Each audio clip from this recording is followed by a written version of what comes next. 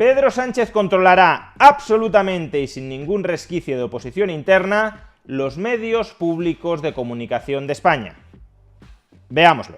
Los medios de comunicación públicos tienden a convertirse en instrumentos de propaganda del gobierno nacional de turno que en un determinado momento está moviendo los hilos del Estado. Si el Estado es propietario de una televisión pública o de una radio pública, es bastante obvio que el gobierno que dirige en un determinado momento ese Estado tratará de instrumentalizar esa televisión pública o esa radio pública para que traslade a la población mensajes que avalen la gestión de ese gobierno y que en consecuencia le permitan perpetuarse en el poder. Y aunque es verdad que en ocasiones se intenta diseñar la gobernanza de esos medios de comunicación públicos para dificultar su captura por parte del gobierno nacional de turno, lo cierto es que la cabra siempre tira al monte y por tanto el gobierno nacional de turno consigue asaltar esos medios de comunicación públicos y colocarlos a su servicio. Y eso es lo que recientemente ha sucedido con Radio Televisión Española y el gobierno de Pedro Sánchez, al igual, por ejemplo, que también fue lo que sucedió hace algunos años con Telemadrid y el gobierno de Ayuso. Recordemos brevemente la sucesión de los hechos. El pasado mes de marzo de este año 2024, la consejera de Radio Televisión Española, Concepción Cascajosa, accedió a la presidencia interina de este ente de comunicación público, y lo hizo como resultado de un pacto entre los consejeros de este ente público, que son nombrados por mayoría de 2/3 del Congreso entre los partidos políticos mayoritarios allí representados. Pues bien, como decía, Concepción Cascajosa fue nombrada en marzo presidenta de Radio Televisión Española como resultado de un pacto entre la facción de izquierdas de estos consejeros políticos, nombrados por y para los políticos representados mayoritariamente en el Congreso. Y recordemos que Concepción Cascajosa es una militante del Partido Socialista Obrero Español. Y cuando digo militante no me refiero a que tenga cierta afinidad o cierta sintonía con el PSOE, es que ha sido afiliada del PSOE. Concretamente fue afiliada del PSOE hasta un día antes de haber sido nombrada presidenta de Radio Televisión Española. Por tanto, claramente, el PSOE, que es el partido que la había nombrado además consejera en 2021 y a la que estaba afiliada, el partido al que le rendía pleitesía, el PSOE, a través de Concepción Cascajosa, controlaba buena parte del funcionamiento de la televisión y de la radio estatal. Pero como digo, esta presidencia de Cascajosa era interina. Tenía una duración de 6 meses y por tanto debería haber expirado a finales del mes de septiembre. Y al parecer los miembros de este Consejo de Radio Televisión Española, que habían nombrado a Cascajosa presidenta en marzo, no tenían intención de renovarla a partir de septiembre, porque aun cuando pueda haber una mayoría de izquierdas dentro de este consejo, también cada consejero tiene su agenda y sus ambiciones personales, y los hay que pueden estar más o menos en sintonía con el PSOE, pero que también desean ser presidentes de Radio Televisión Española, y por ello, al parecer, Cascajosa no tenía mayoría para seguir al frente de Radio Televisión Española, lo cual habría supuesto que el PSOE hubiese tenido un control algo menos absoluto sobre el ente público. No es que hubiese perdido el control, pero desde luego no es lo mismo tener al frente de Radio Televisión Española a una persona que tiene el carné de militante del PSOE en la boca que a otra persona que puede autoidentificarse como de izquierdas, que puede ser más o menos leal al PSOE, pero que no es un criado del propio partido. Y así las cosas, lo que hizo Concepción Cascajosa a finales de septiembre, que es cuando debería haberse celebrado la reunión entre los consejeros para votar su destitución y el nombramiento de otro presidente del ente público, lo que hizo Concepción Cascajosa a finales de septiembre fue suspender la reunión en la que debía votarse sobre si continuaba en la presidencia o no lo hacía. Y claro, si tú suspendes el pleno en el que se tiene que votar si te destituyen o no, pues hasta que se convoque un nuevo pleno, una nueva votación, vas a seguir al frente del ente público.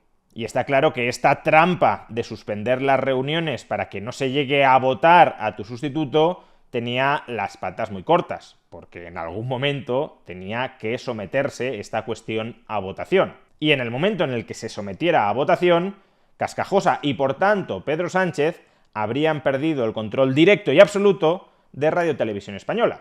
¿Y qué ha hecho en consecuencia el gobierno de Pedro Sánchez para no perder el control directo y absoluto de Radio Televisión Española? Pues acaba de aprobar un Real Decreto Ley para que el Congreso de los Diputados, por mayoría absoluta, no por mayoría cualificada de 2/3, sino por mayoría absoluta, pueda renovar a la mayoría de los miembros de este Consejo de Administración de Radio Televisión Española. El número de consejeros se incrementa de 10 a 15 y el Congreso nombrará por mayoría absoluta a 11 de esos 15, mientras que el Senado nombrará a 4. ¿Y para qué se hace esto? Pues con una intención muy clara, que la mayoría parlamentaria que hay ahora mismo en el Congreso, que es la mayoría del bloque de investidura, aunque habrá que ver cómo se termina configurando, porque recordemos que en esa mayoría absoluta tiene que entrar Junts, y ya veremos qué condiciones pone para entrar en ella, pero bueno, la mayoría absoluta del bloque de investidura se espera que con este Real Decreto se reparta a 11 de los 15 miembros del Consejo de Administración. El PP como mucho tendrá 4 por su mayoría absoluta en el Senado.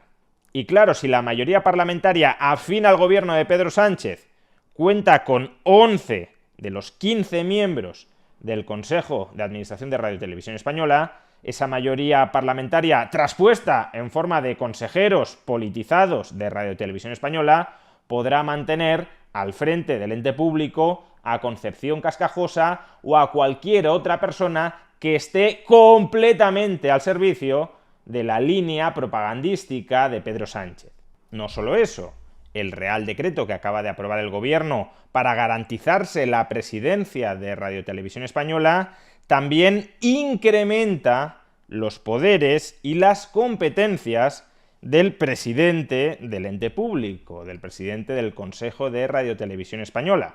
Si hasta el momento las decisiones importantes, estratégicas de Radio Televisión Española tenían que ser votadas en el Consejo, y ahí podía haber diversidad de opiniones y de intereses en liza que bloquearan, por tanto, ciertos proyectos que quisiera sacar adelante el presidente del ente público, a partir de ahora el presidente del ente público tendrá poderes prácticamente absolutos dentro de Radio Televisión Española. Podrá nombrar y cesar al equipo directivo de la corporación, por ejemplo al director de informativos de Radio Televisión Española. Ese nombramiento no tendrá por qué efectuarlo el Consejo, sino que lo hará directamente el presidente o la presidenta de Radio Televisión Española, o aprobar directamente los contratos de contenido audiovisual con independencia de la cuantía de estos contratos.